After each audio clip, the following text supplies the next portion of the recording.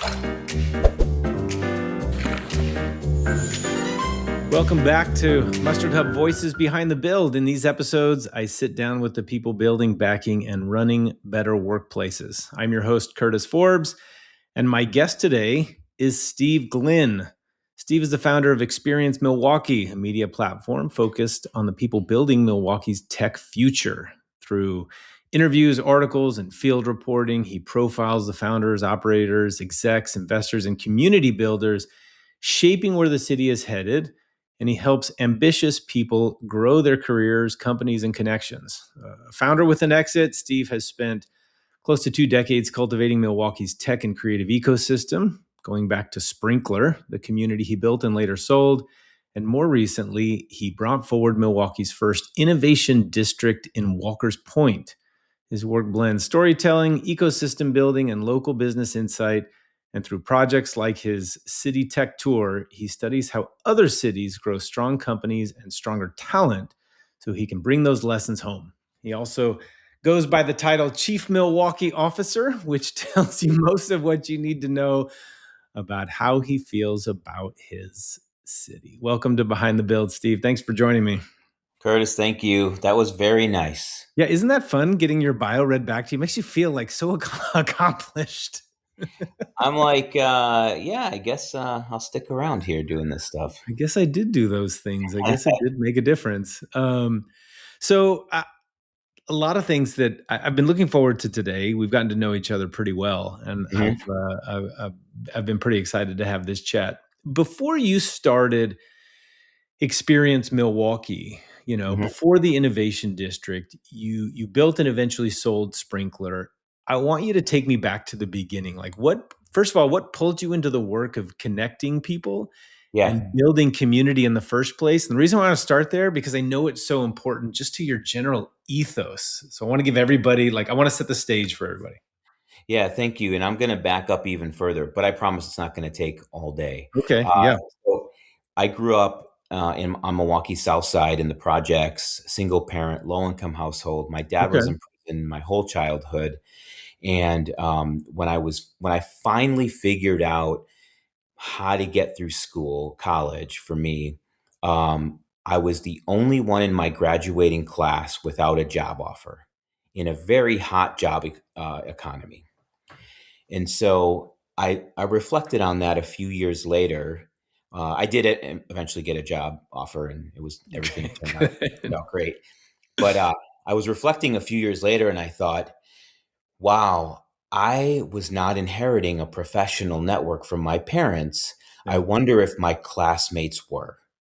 And so fast forward another maybe decade after that, and I was leaving one company to go to another, and I thought, boy, I've got now I've got a pretty decent network. They're super bright, they're creative, innovative. I love chatting with them. I'm going to a place where I need to maintain a level of creativity. And how could I stay in touch with these past coworkers? So I decided to start a meetup called Sprinklr. And I did my diligence as a startup founder even before people were talking about this. I checked with my customers on what they were doing, how they valued creative connections, and I maybe didn't ask the right question when I said, if I started a meetup to bring everyone together every month, would you attend? Because I got 40 yeses out of the 40 people I talked to. Oh, nice. Okay. However, the first meetup, 4 people showed up. In the second meetup, 2 people showed up. So I lost half my audience, and one of the guys said, Steve, if anyone has a family, a life, a house, they are not coming to your meetup on a Saturday morning, summer in Milwaukee. So I switched up the days. Wednesday nights at a Mexican restaurant, suddenly margaritas and innovation matched up perfectly. And still do. Still do. Grew that to the largest meetup in the state on those topics. And and Sprinklr, the company, was born from it. And so I talk about my past the way I do, because when you ask a question like, why did it matter to start a company that was primarily based on connecting young people to the professional world. I just think that is such a critical. Uh, uh, I mean, it's critical just for the advancement of your own career, Yeah. but also for communities to come together. It's Yeah. critical for companies to come together. It's critical for people to know. Um, yeah, I love that. And I think it makes a lot of sense. I think the context is really helpful and kind of important to understand back in the beginning, right? What pulled you what pulled you into that, Yeah, right? I mean, yeah. And so there was a recent article that came out by a friend of ours, and one of the things that stood out to me was like, and people actually have emailed me now saying, "Hey, we want to help you make more money," but it was something like Steve, in fostering the connective tissue in Milwaukee's tech ecosystem, is doing the work that most people get paid for through grants, having teams, and etc. And Steve has done it primarily on sponsorships of his platform or out of his own pocket, basically. And when I read that, I'm like, damn, that's commitment. and yeah. it and it's because this isn't something I just like to do. It's deeply wired in me from how I grew up. I mean, your experiences from the beginning really seem to kind of shape the way that you work today, and Exactly. you can sense it. You're running, you may not have the grants, but you're certainly running on coffee and passion. I mean, that kind of takes you pretty far. Well, unless it's 3 in the afternoon, then it's whiskey. Yeah, there you go. Okay. So you exited Sprinklr. You grew it, right? You were the founder of that company. You grew it. You were able to exit. What did building and selling it teach you that you carry into what you do now? Because you made a really interesting comment, kind of off the cuff, that you were listening to your customers. You were trying to do these things early before it was sort of in vogue to do so, right? Correct.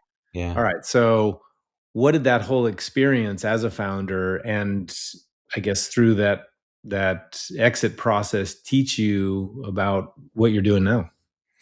Yeah, so, quite a few things, and, early on, so our first year, mostly about how to be a good leader, and I say that because in our first year, we, lost money, and my rationale was that, every most businesses lose money in their first year, so I managed to that, and at the end of the first year, I told my team, "We can't lose money again, or we don't have there's nowhere here to work." And so, we changed our goals and Oh, we changed okay. our paradigm, and what that taught me in within that first year was, you do, and I'm Curtis, I'm sure you can say, "Duh, Steve," like everyone knows this, but you manage to what you set out to do, and once we changed what we were setting out to do, the whole game kinda changed for Yeah. us. The other piece I learned, which is, around culture and people, is, to not be erratic in my Yeah. behavior. And so I remember one time I walked into the office and in like kind of a desperate need of us finding a UX, a user experience designer.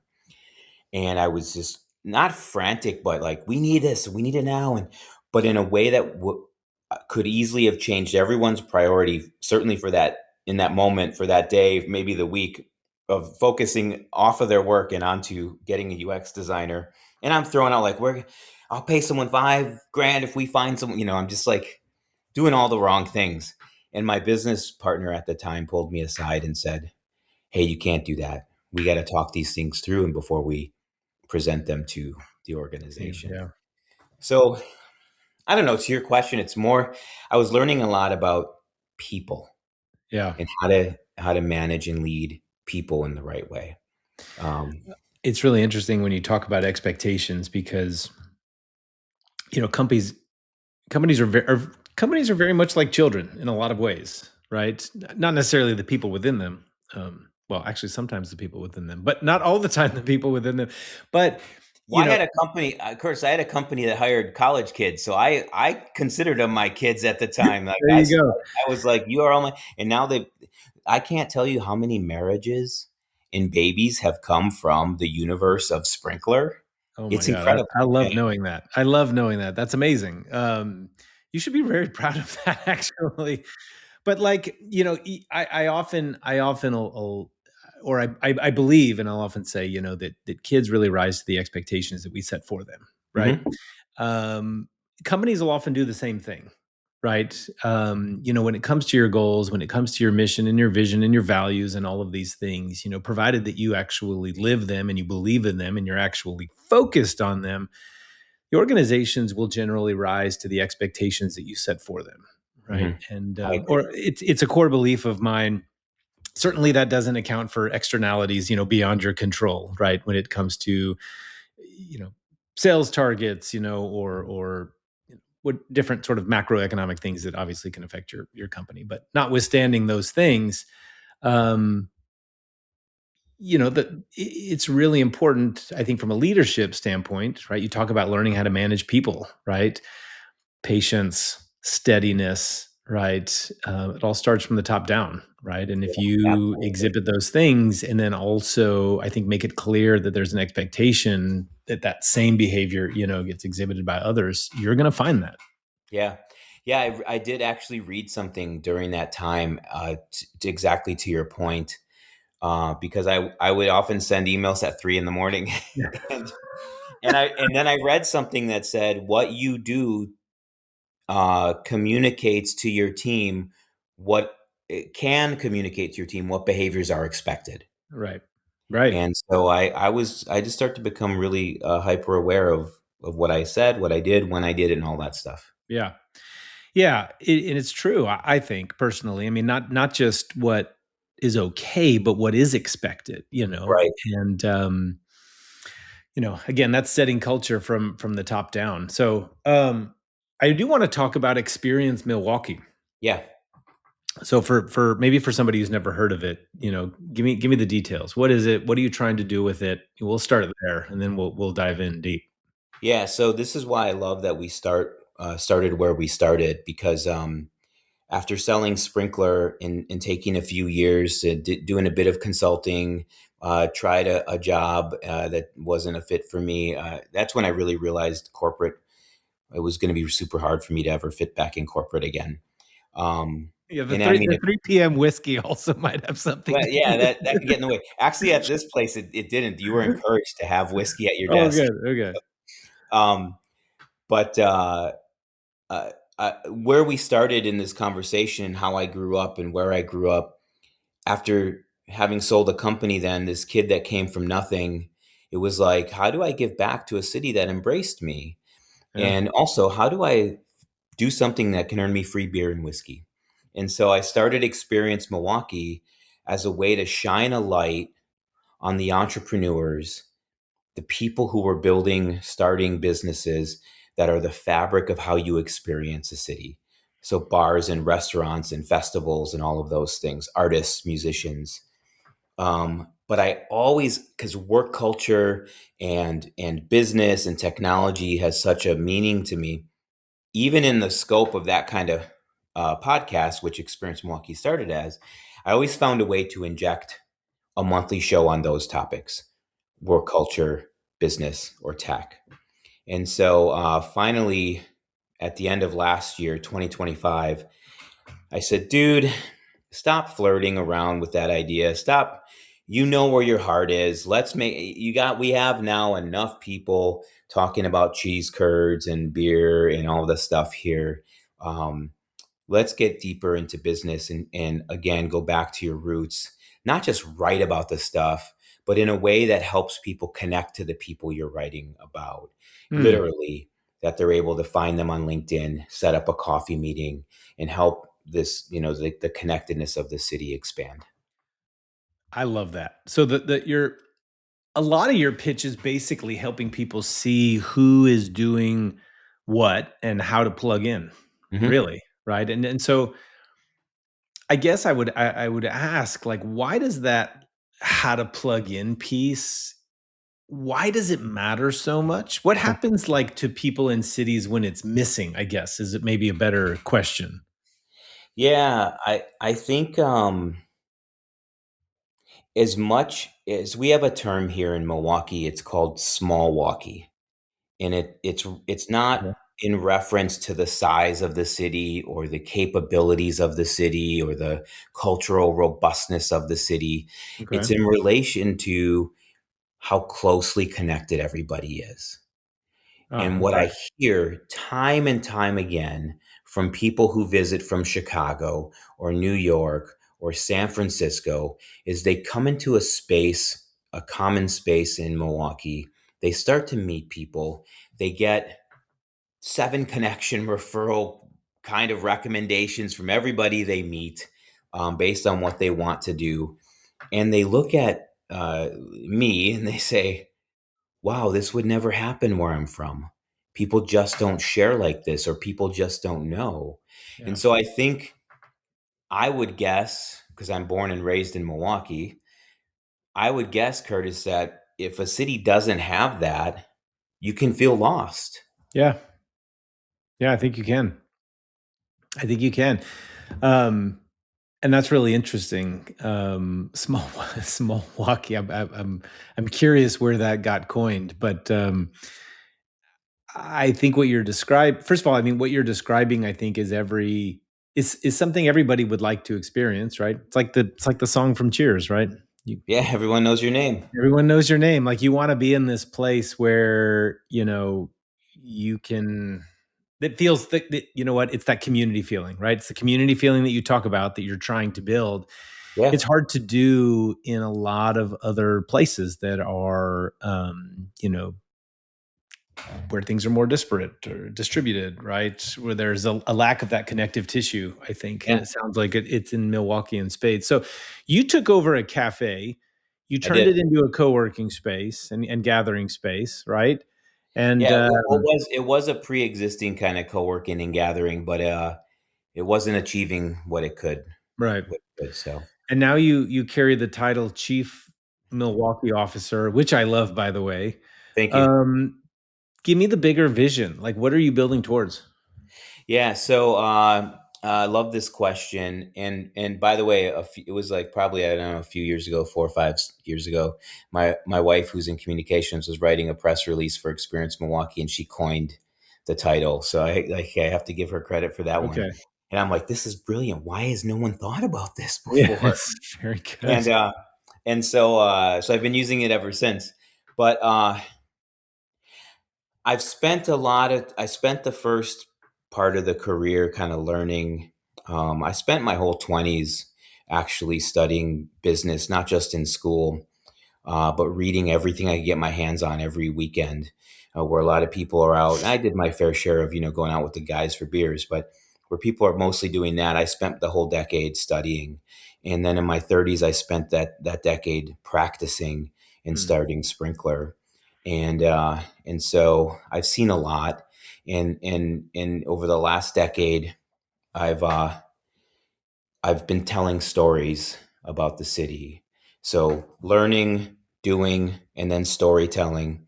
And when you ask what the vision is or where do I want to go, it's that I think I feel the sense of responsibility that my stories have to become less rainbows and butterflies and more the realities of where we are as a city in a region, particularly in tech and innovation. And so I actually have a 20-page. I was putting it away when we were logging on, but I've got this nice 20-page report Like a manifesto. on yeah, exactly on how Milwaukee's falling behind and what is our plan for action. And we have this saying here: when the Bucks won the championship, it was coined "Bucks in six," and to win in 6 games. And so I have, in being inspired by that, I have labeled this manifesto MKE for Mm. Milwaukee, MKE in six, In six. There you a six pillar plan in 6 years what do we need to do to get to where we think we are today? And so, uh, you know, the more fun answer to your question is from Sprinklr to Experience Milwaukee and everything in between. It's been a friendly poke to the community to say, look what's possible. Look what we could do. Look what we can achieve. We were a band of misfits at Sprinklr, yet we were one of 5 agencies from around the world that were invited to Zappos at the height of Zappos' success to pitch to be their agency of record. So we don't we poke in a fun way, but we don't mess around. We take this shit seriously, and but we want to get people to think about our city in a different Yeah. way possible. Steve, through your tech tour, your city tech tour, Mhm. you study how other cities build strong tech ecosystems. What is something that you've seen elsewhere that you wish, you know, more places like Milwaukee included, obviously, understood? Like, Yeah, 1,000%. My number one answer, and it's a number two would be a distant second. It's alignment. It is alignment on where the city or the state or the region is intending to go and getting everyone rallied around where that do you vision. find most of the disconnect? Like at what level? Is it at the state or municipal? Is it like the business leaders in a particular community? Like where is that disconnect that you see most often? Do you mean in general?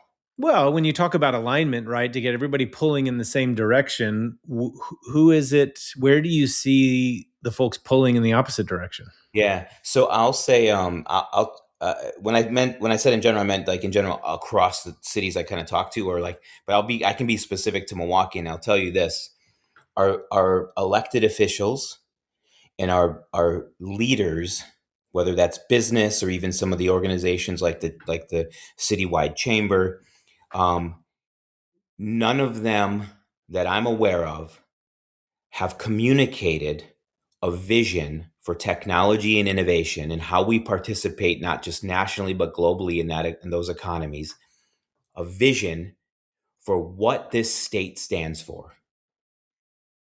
No one. And so our startup founders have they don't all know this because they just do their thing, and some of them are young and a little bit, new and naive to this. They don't have direction.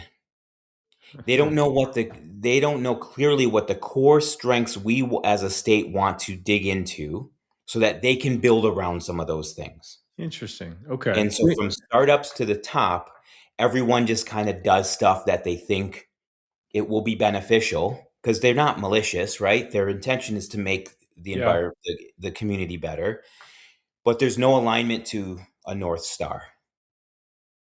When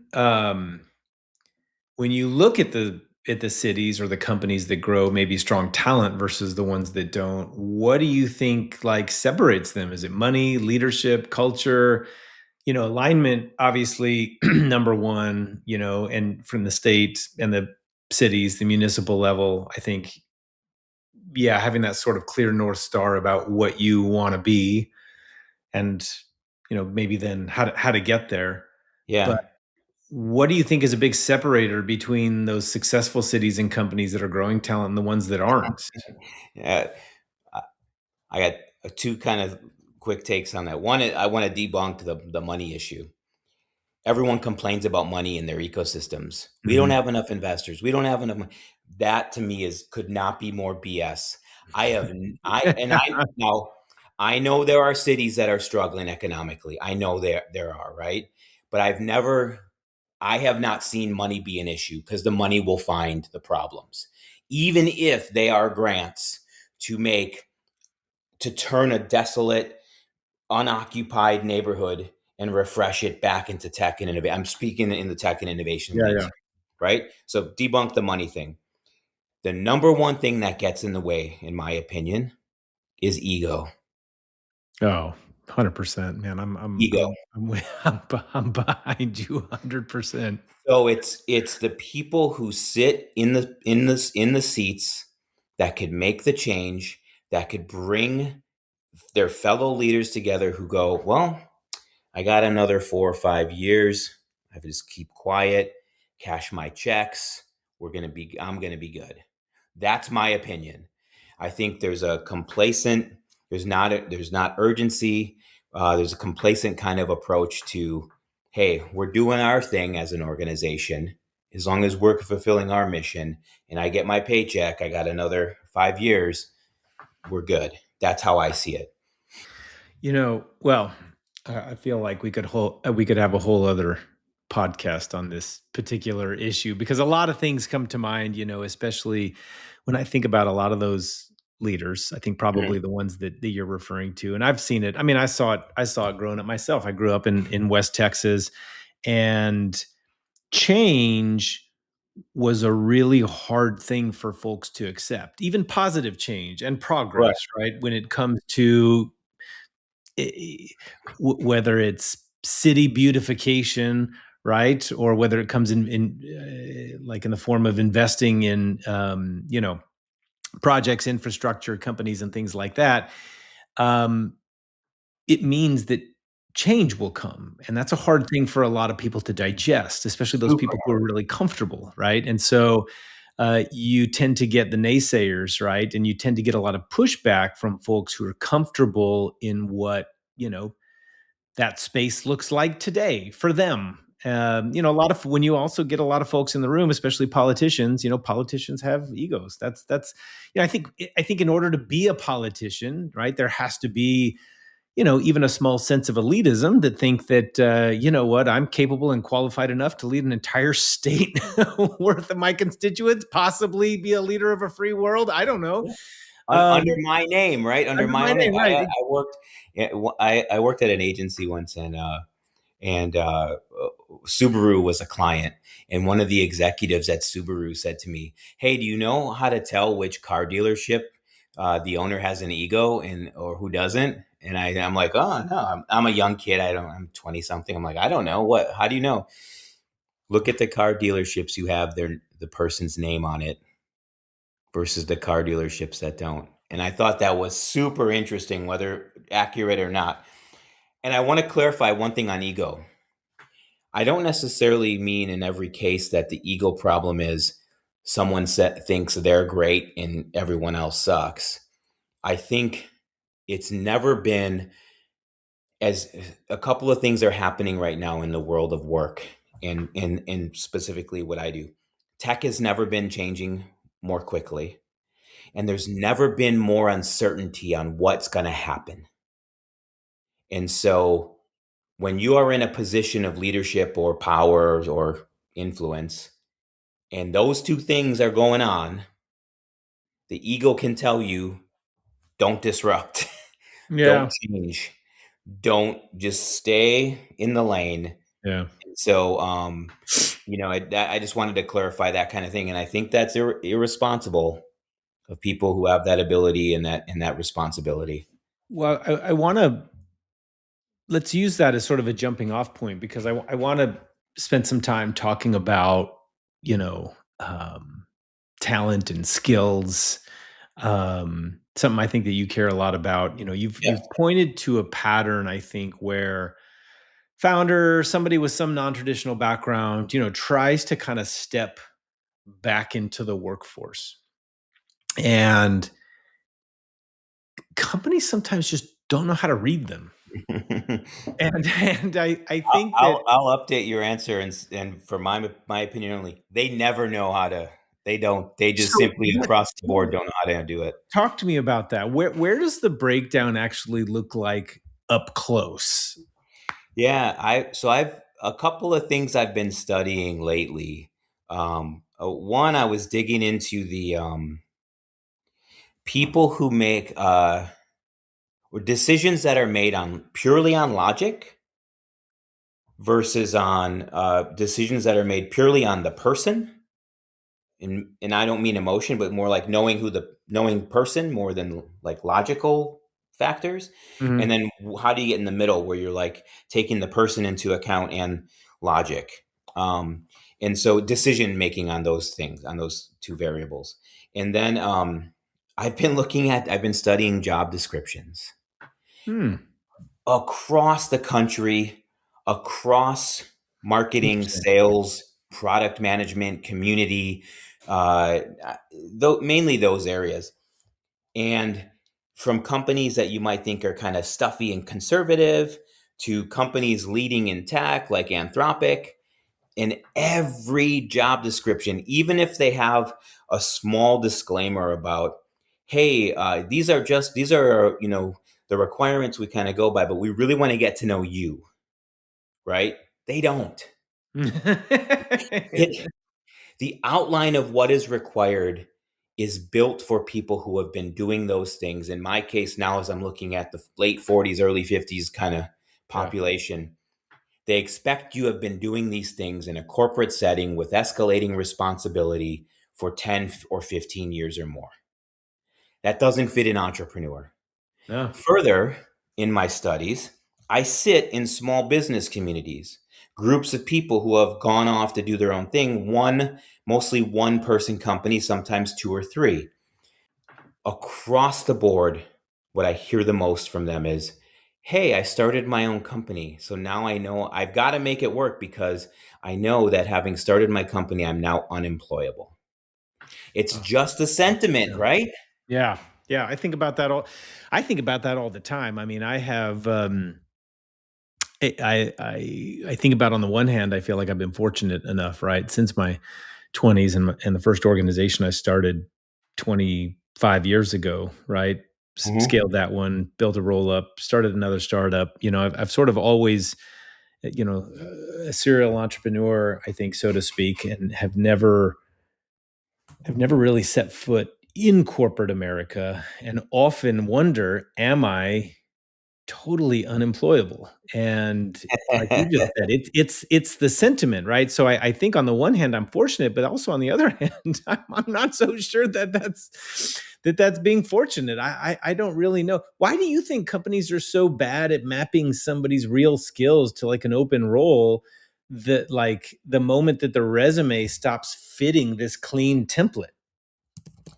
I think it goes back to my exploration around logic as a filter or lens to make a decision versus person as a filter or lens to make a decision. And oftentimes, logic is used as a defense mechanism so that if something goes awry and they say, well, how the hell did this happen? You can say, well, I don't know because I logically went through all the criteria that we filter to. So it's not my fault that it didn't work. Hmm. That's a hypothesis I'm toying with right now to understand in this community of late 40s, early 50s, kind of what's going on and why they, if they leave, can they get back in, or what if they started a business a decade before that, Yeah. where do they see themselves now if it's not working the way they thought it would? How does that change the way that you got to prove your value when you don't show up with the expected credentials? Like, It's as the individual on the other side of that interview, right? Like, what changes in the way that you have to prove that? I, I'm really struggling with that one right now. And I have talked to some people in the space of HR of like, why is there not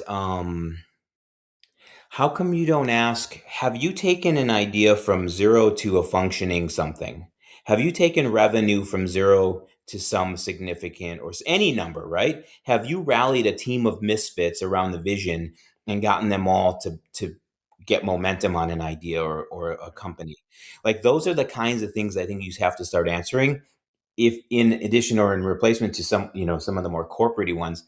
The one I did come across a company who's doing this in a really interesting way. They're called Shift Group. Okay. They're on the East Coast, and they focus. We're talking about entrepreneurs. They focus on veterans and elite athletes. Oh, How okay. do they take what they've learned and rewire them, reconfigure them into what you're asking, right? The skills that then become more clearly communicated to a corporate setting. You know, that's really interesting, by the way, and I can totally see why there's a need for that, and it maps kind of cleanly even to those founders, those business owners, right? Because your resume doesn't fit that template, so to speak. But I like to sometimes approach the question from sort of the opposite direction. Mhm. What's the cost to a company, to a community, or to a city, right? When a lot of these capable people can't get those skills recognized, like what gets left on the table when they can't, you know, get those gigs? Yeah, I mean, besides the money factor, I mean, the people leave. Yeah, they leave, and they you wind up getting a community starved of some pretty significant talent or potentially. Talent leaves, the tax base erodes, Yeah, cities become less attractive. It's a cascading issue, I think, and what I wonder though about your question and this topic is, are there um, cities where if you have more of a non-traditional last 5 or 10 years of experience, is it easier to get in through a conversation than in other places? And look, we can pick on San Fran, right? Like, is San Fran going to understand entrepreneurs better than yeah. a Milwaukee or, That's where my mind went instantly. yeah, Is that is a very non-traditional path community like that going to be able to do it more easily, or will they do it more quickly, than a Milwaukee, I guess. yeah. And to your question of what's left on the table, it's interesting that I've talked to 5 of the 8. Yeah, yes, there are 8 candidates for governor for Wisconsin this year, and I've talked to 5 of them, and they all say we need more resources for entrepreneurs Okay. because they recognize entrepreneurs can. And I think it's been said in studies that startups create. They're that's the job creation engine, right? Net new jobs come from startups. And so if people are afraid to start companies because they don't can't find the funding, that's one, right? So states have gotten better at addressing that. If people The other factors I think that are more important, though, that leaves money on the table, not just for someone getting a salary or the city losing tax dollars because someone moves out, but for a state economically, is if you have a large number of people not starting companies because they're afraid that failure is going to be a mark on their career forever, or if they're afraid if they leave a place to go start something, and if they leave, they can never get back in, that they don't leave, those are big Mhm. issues. Yeah. Yeah, those are big issues.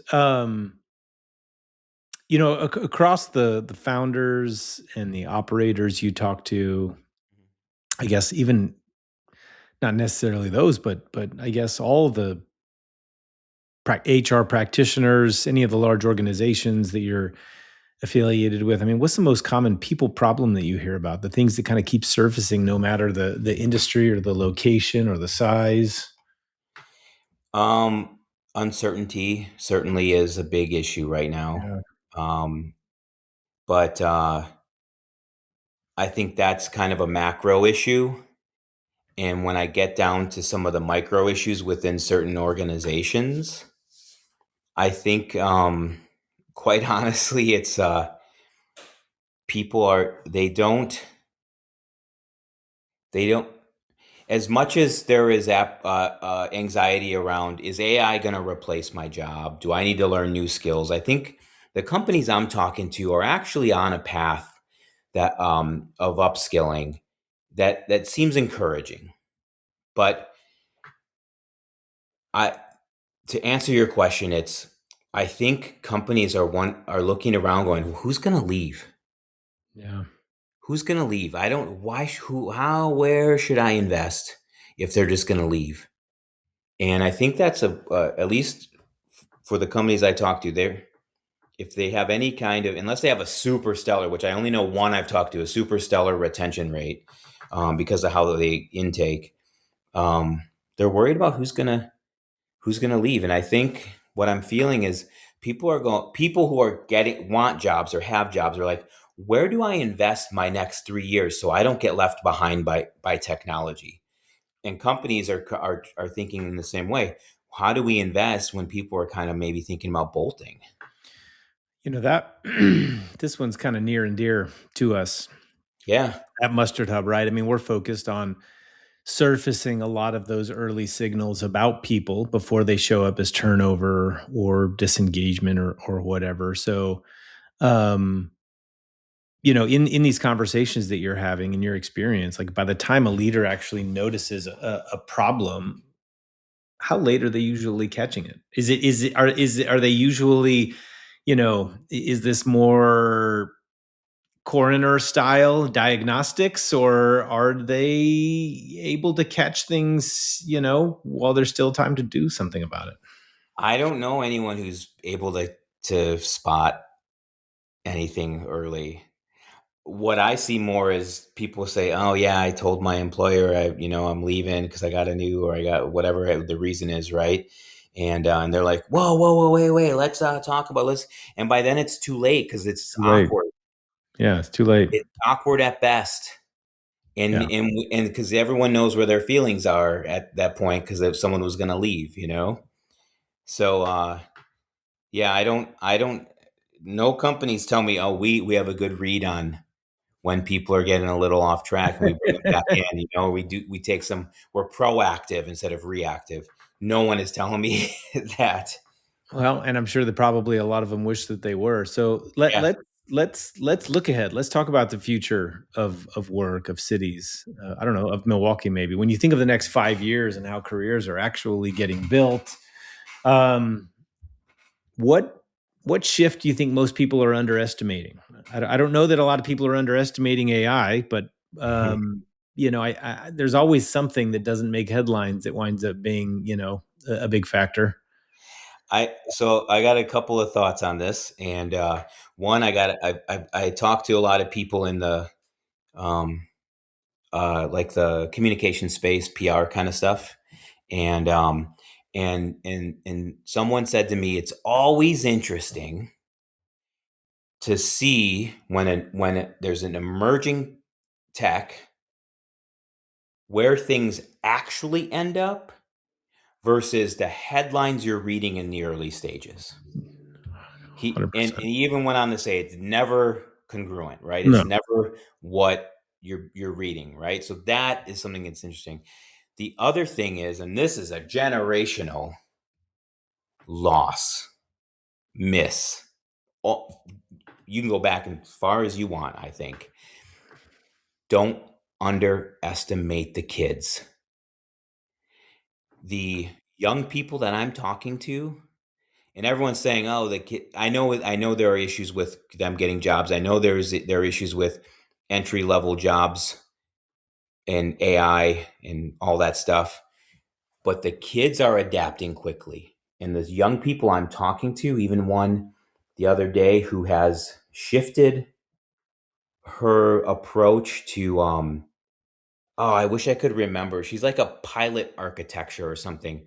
She creates proofs of concept. So she's built like 20 or 30 different ideas.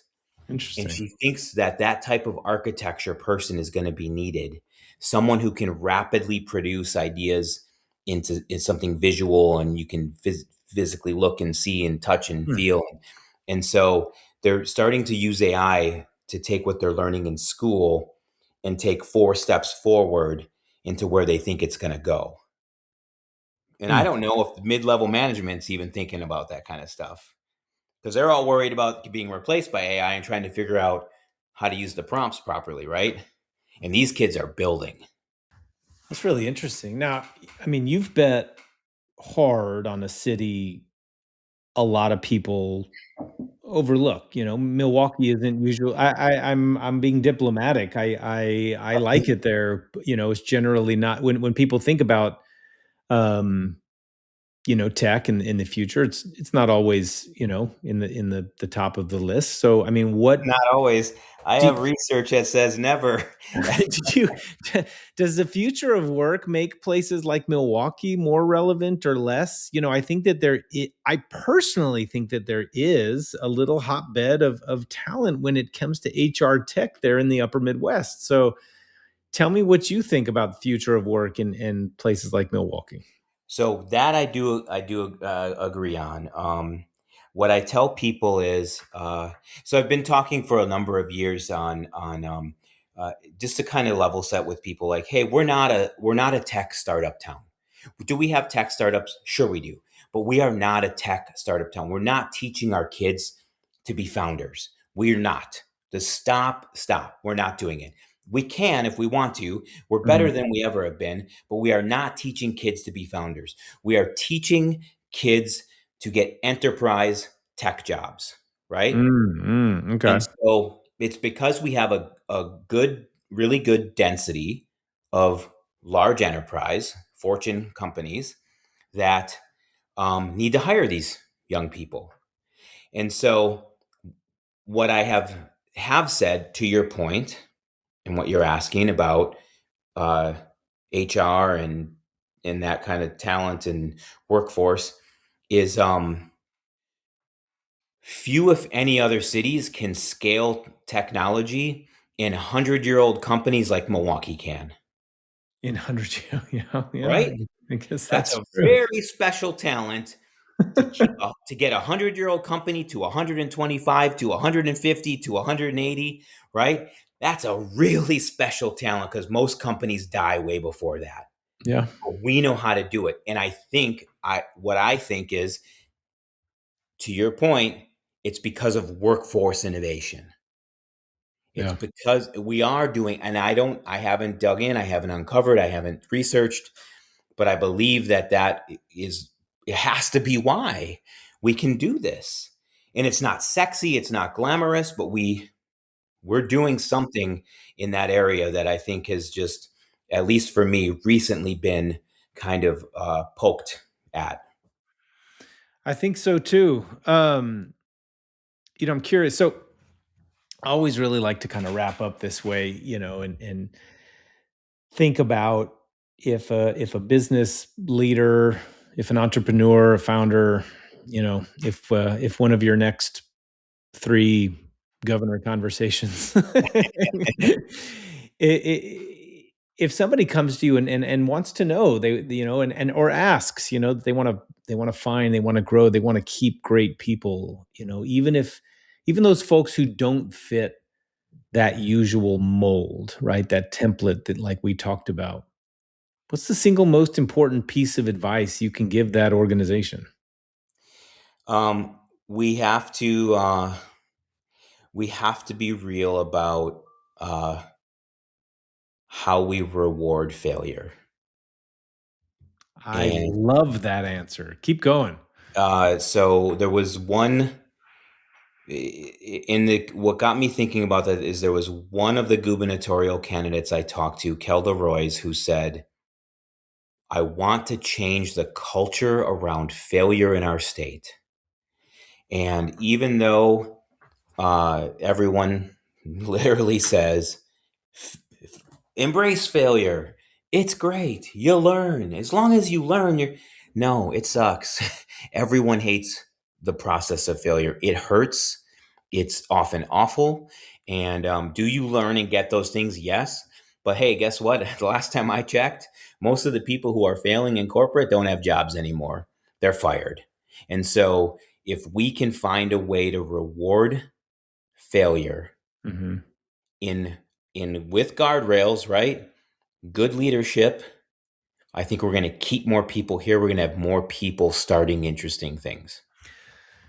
That's really interesting, and I love that. I think that, and there's a lot to even really unpack with that too. Because the reality is, and I tell my kids this every morning when they're off to school, that it's it's not about failure. You either win or you learn, right? Mhm. Mhm. And if you can take those experiences and really make something of it, then that turns it into a really positive experience. And changing that mindset about what failure means, right? And this idea of falling forward, right? I think could be incredibly impactful for a community, right, that wants innovation, because you see organizations, companies, large enterprises that have these values that want to encourage people to take risks, but then when something happens and those folks fail, they get kicked out, right? They're not really rewarding folks for taking those risks that they're being encouraged to do in the first place, Yes. right? It's just a word on a wall. It's not really their value. As much as they talk about wanting people to take risks, right? There's still the stigma that goes along with it, and somebody's got to take the fall. When the reality is you're either winning or you're learning, and learning sometimes is just as valuable. Right. And let's full circle it back to our earlier part of our conversation. I took a huge risk Mm-hmm. in starting my own company. And guess what? The what's not getting paid on that risk, even though I've had degrees of success and sold one company, is the companies aren't willing to take a chance. Few are willing to take a chance on what I know. Yeah, that's right. Right. And those folks who do take the risks, who have done the learning, aren't always getting a fair shake at the opportunity. I Right. like that. That's a great point and a good one to end on. Steve, thank you so much. Appreciate you taking the time to join me today. Same here. Thanks, bud. That was fun. And thank you to all you watching and listening to Mustard Hub Voices Behind the Build. Be sure to subscribe so you don't miss the next episode. Feel free to visit mustardhub.com to learn more about Mustard Hub and discover how we help companies become destinations for workplace happiness and turn culture into a competitive edge. Until next time.